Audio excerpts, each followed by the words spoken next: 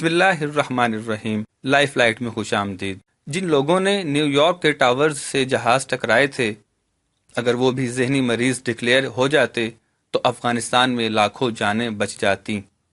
لیکن کیا کیا جائے، بش جونیئر اور ٹونی بلیئر نے جلد بازی میں کروسیڈ وار یعنی صلیبی جنگ شروع کر دی تھی۔ اگر صدام حسین ذہنی مریض قرار دے دیا جاتا تو عراق کی بربادی کے مناظر ہم نہ دیکھتے۔ اگر صدام حسین ذہنی مریض قرار دے دیے جاتے تو عراق کی بربادی کے مناظر ہم نہ دیکھتے، اور برطانوی وزیر اعظم ٹونی بلیئر کو سر بازار غلطی کا اعتراف نہ کرنا پڑتا۔ ٹونی بلیئر کے سوری کرتے کرتے لاکھوں عراقی زندگی کی بازی ہار چکے تھے۔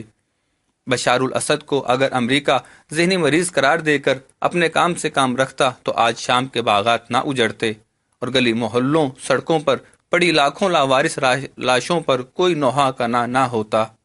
معمر قذافی کو سبق سکھانے کی بجائے اگر ذہنی مریض قرار دے کر اسے اس کے حال پر چھوڑ دیا جاتا اور امریکی کرائے کے غنڈوں داعش کی خدمات حاصل نہ کرتے تو خوشحال لیبیا آج خانہ جنگی کی آگ میں نہ جھلس رہا ہوتا۔ ہمارے ممالک اجڑتے گئے اور ہمارے ہی کندھوں پر دہشت گردی کے نت نئے تمغے سجتے گئے۔ ہم سے پہلے 7 ممالک نے اعلانیہ ایٹم بم کے تجربات کیے۔ کسی کے بم کو ہم نے یہودی بم یا عیسائی بم یا ہندو بم نہیں کہا، اور جب ایک اسلامی ملک نے اپنے دفاع کے لیے ایٹم بم بنانا شروع ہی کیا تو آپ نے اسلامی بم کا راگ آلاپنا شروع کر دیا۔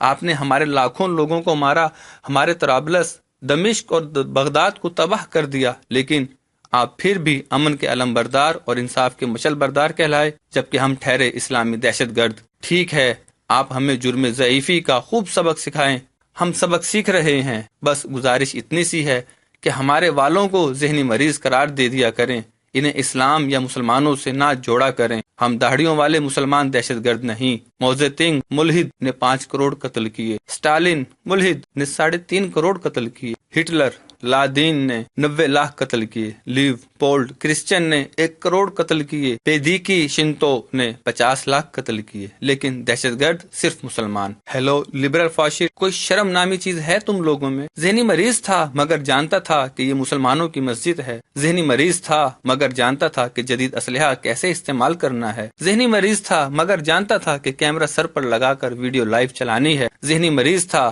مگر جانتا تھا کہ 1-2 کو نہیں بلکہ 3-4 درجن مسلمانوں کو شہید کرنا ہے۔ ذہنی مریض تھا مگر جانتا تھا کہ ابھی جمعے کا وقت ہے اور ابھی ہی مسجد میں جانا چاہیے۔ کب تک، آخر کب تک صرف مسلمان ہی دہشت گردی کا نشانہ بنتے رہیں گے؟ وہاں نیوزی لینڈ میں نمازیوں کو مار کر پوری دنیا کا رخ کرائسٹ چرچ کی طرف پھیر کر وہاں اسرائیل نے غزہ پر حملہ کر دیا جس کی کسی کو خبر ہی نہیں۔ وہ سب کچھ کر کے بھی امن پسند اور مسلمان کچھ نہ کر کے بھی دہشت گرد۔